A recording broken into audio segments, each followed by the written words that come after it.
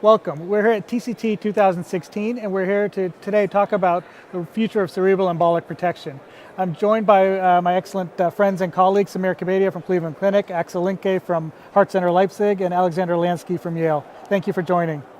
So I think just to get us started, we just had the presentation of the Sentinel trial results. Samir, do you want to just maybe sum them up quickly, sort of the top line points from the trial? Right, so I think the most important part was that the device was extremely safe. So there were no safety concerns. If you look at the control versus device group, the stroke rate in the control was in the device was 5.6 and control was 9.1. So 40% reduction in the stroke and 40% reduction, very similar 42% reduction in the new lesion volume by MRI. So these were the three most important findings, and in 99% of the patients we found emboli in the filters. Right. So these were the most important findings of the study. What do you guys think about the stroke rate of 9.1%? I mean, some people are like, that doesn't make sense. You know, that's not the strokes that we get now. The rates seem, is stroke really that, prevalence really that high? Axel or Alexander, what do you guys? So I think this is the big issue, right? Where we've struggled in terms of the definition and how to best ascertain stroke.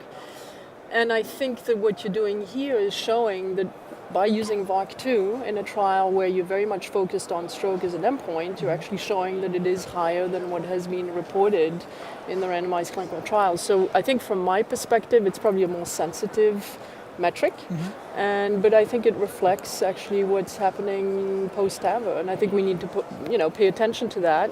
I also think that it really emphasizes the need for protection. There is a huge need to protect the brain. Now the purists are going to say the primary efficacy endpoint for Sentinel, multi-center randomized trial was negative. Axel, you were involved in both trials, and you've contributed a large number of patients to these studies. Your Clean TAVI study, which was published in JAMA earlier this year, showed a significant reduction. Sentinel did not. Similar reduction numbers, but it wasn't significant. What's your interpretation to that thought? I think in Clean TAVI as compared to Sentinel, we eliminated a lot of the variables. It was just one team, one operator that did all of the procedures. It just was one valve type. And in Sentinel, there were 4 different valve types, a lot of different operators, a lot of different experience. And I think this has contributed maybe to the effect that we have seen a 41% reduction in the total lesion volume, but because the standard deviation of our measure was a lot bigger. So this is why we missed the significance, and retrospectively why, just looking at the uncorrected data, the study was a little underpowered. And I think the idea is that you have to look at totality of data, right? One individual point that we are trying to identify is a problem. So if you say just primary endpoint, so that's what it is. Safety, primary endpoint, clinical events, catching the emboli, and all the data in the past. All things have to be considered. It's not just one trial in isolation.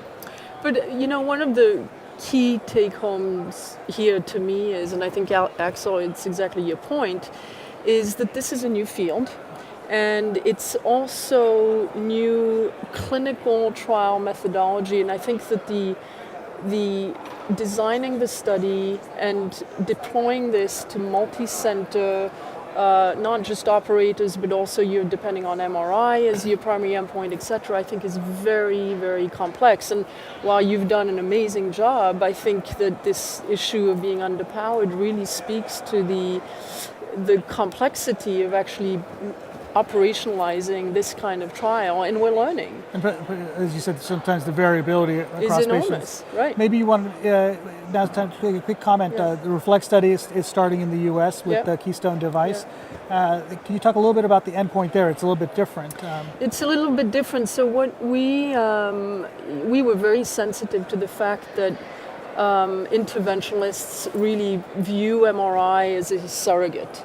And we understood, just because we did Deflect 3 and we were able to benchmark some of the events, that it may not be sufficient to convince folks that that is truly, driving efficacy. So the way we've designed our efficacy endpoint is that it's sort of a hierarchical approach where we take clinical endpoints at a top tier. So we look at death and stroke, Then we go to worsening in the NIH stroke scale, which is a clinically relevant endpoint. And only at a third tier are we looking at total lesion volume. The other thing that you're faced with in Sentinel, of course, and we saw in Deflect 3, is the loss to follow-up in MRI. I mean, 25 to 30% of the patients are going to be dropped. And of course, you know, what we learned from Deflect 3 is some of these patients have strokes, and that's the reason why they can't go to MRI. So are we missing some of the, you know, key endpoints, right, in stroke patients in terms of that, that MRI? So what we've tried to design and reflect is a clinically sort of meaningful efficacy endpoint. That's interesting. Now, one thing that sort of goes along with that is you talked about MRI, and one of the things that we found in Sentinel was the importance of baseline lesion volume as a potential confounder, and especially for a study like this where MRI was the endpoint. I mean, and we also found interaction with valve type. And you know, with Sapien 3 versus non-Sapien 3, there were different event rates with not only control but also treatment effect and magnitude of treatment effect with protection. What do we take from that? What does that mean? Is this something that's, you know, important for the analysis and looking at the totality of data, or is this something that is important clinically? Any thoughts? Or I think it's going to be very tough. You know, sorry if you were going to say something. So it's very tough because I don't know how, you know, whether you use the non-S3 valve and then only you have to worry, or whether it's not. But I think very important is that all these valve types come with a lot of procedural variation.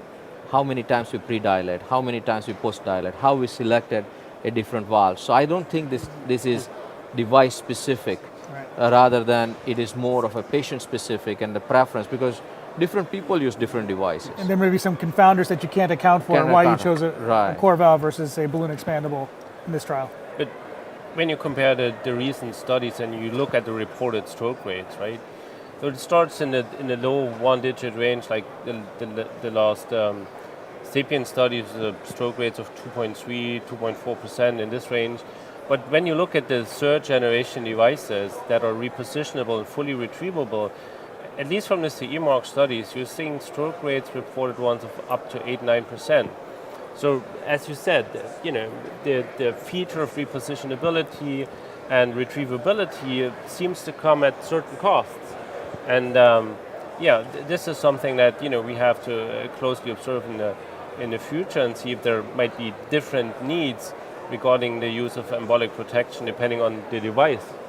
Right, and they may interact with the valve and the annulus differently, but also they may interact with the embolic protection device differently as well. People have made that That's argument. exactly right. What do you think, Alexander? Well, the data you presented just 5 minutes ago, what struck me was the very low embolic rate with S3.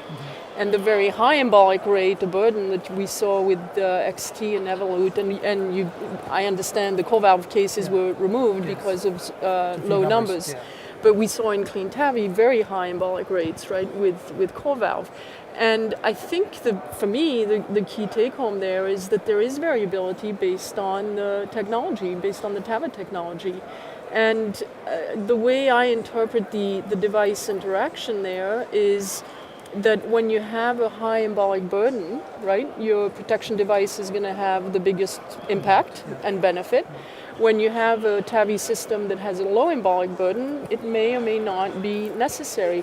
And the other thing that it brings up, I think, is whether or not there's actually, as you said, a protection to TAVI device interaction. And I think we need to look into that a little bit more. And I think one of the challenges is stroke is such an unpredictable event. Yeah. Even in the patient, even if a device even has a low embolic risk, it's that unpredictable event. Right. And how do you choose and say, I'm going to do it in one device or another? That's going to be challenging. That's and exactly valve and valve and things like that are higher risk. Maybe that's obvious. Yeah. But I think to say not to use in some, I don't know how you decide. Yeah. I think it's critical, and because, you know, the total lesion volume was, you know, regarding the numbers, was smaller with the S3. But independent of that, in all of the S3 cases, 99%, we still captured material in the filter that otherwise would have went to the brain. So by no means this group is safe No, absolutely. with regard to the brain injury. Yeah. It's also, there's a certain burden of embolic debris. And, Right. given that the device is safe, right, and we capture, material in 99% of the cases, Yeah. I mean, what should be the argument to explain to the patient, well, there's arterial wall tissue, calcium, myocardium going into the brain, but we don't think it doesn't matter. I think Right. it matters It does a lot. matter. I completely agree People with you. use the argument though. People are going to say, and I'm playing the other side of, Yeah. the people are going to say, well, we've looked at filters in vein grafts, we've looked at thrombectomy, and these don't make a difference. I mean, and so just because it's less, it doesn't change. If it doesn't change clinical outcomes, why do we need to use it? No, but I think another important point that we saw in this study is we didn't have procedural strokes with Sentinel device. So it was zero. So if you take the early strokes, we did not find any clinical strokes. So this is also a very important point, I think, to make in the argument that irrespective of the valve type, we still see stroke. And if you use an S3 and if you had a stroke and you didn't use it, what are you going to tell people that why didn't you use it? It was safe, it was capturing material, and you decided not to use it. So this is going to be very tough. What struck me earlier is a comment that Axel made is that it's where it's the location, right? A small defect in the wrong place in the brain has a big impact. Unlike a small CK rise in the myocardium probably may not have the same effect. Yeah, correct. So how do we move the field forward? There's a meta-analysis published recently that showed, when you look at embolic protection across the field as a totality, clinical events are less with embolic protection. We're seeing MRI events less. Do we need larger randomized trials? Do we need to prove a clinical endpoint? So we have all been involved, and I think all of us, people will say we're all relative believers of embolic protection, but how do we convince others that it should be used routinely? What kind of evidence base do we have now, and what kind of evidence base do we need to generate? So what I would say is you're showing a very strong signal, right? With what you're showing is strong signal on the clinical side that matches the signal on the total lesion side. So, ideally we would run a trial that would be powered for clinical endpoints. And if ultimately you can show that you're reducing stroke by 40%, it's a big study. It's no bigger than any stent trial, for instance.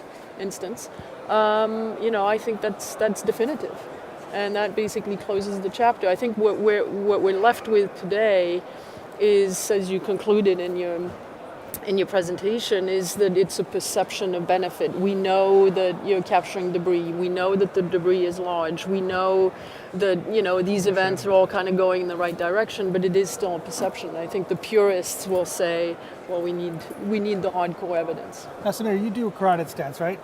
The carotid stent literature Is weak. So there is tell no me, exactly. So see, put that in perspective. Right, exactly. So when we started in '98, I did the first trial to do RioPro versus carotid filters. Okay, so but non-randomized, but we tried to compare Rio. As soon as we started putting filters and we started seeing material inside, everybody said that this is unethical. Right. Forget about doing it, they say unethical. And now, when we cannot put a filter, let us say putting a filter in carotid, we don't even know what's the risk of putting a filter. If the filter doesn't go, then they say that you have to use proximal protection. Right. So we are going out of our way to put a very big guiding catheter, reversing the flow, all kinds of things to make sure that we can put some protection. And the data, absolutely not existent, except for the post-market registry and retrospective data.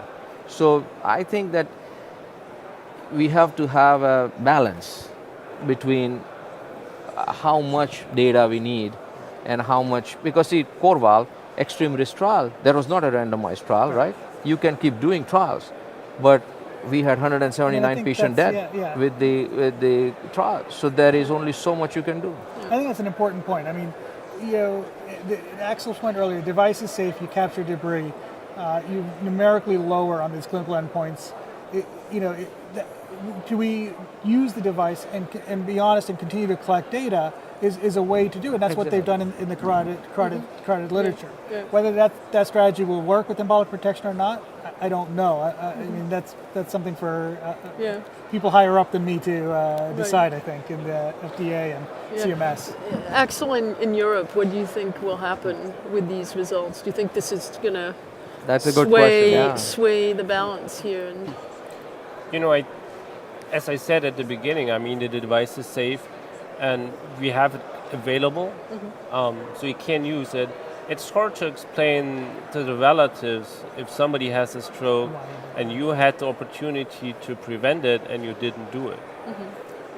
So, you know, if somebody is an anatomical candidate, and given that the device is safe, we use it. And since then, as it was in the trial, we haven't seen any procedural stroke. And I mean, all of us have seen, you know, large pieces of calcium in those filters. And you won't even imagine what would have happened to the brain of the patient. right.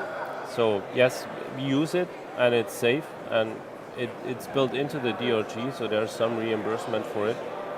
So and we continue to do it.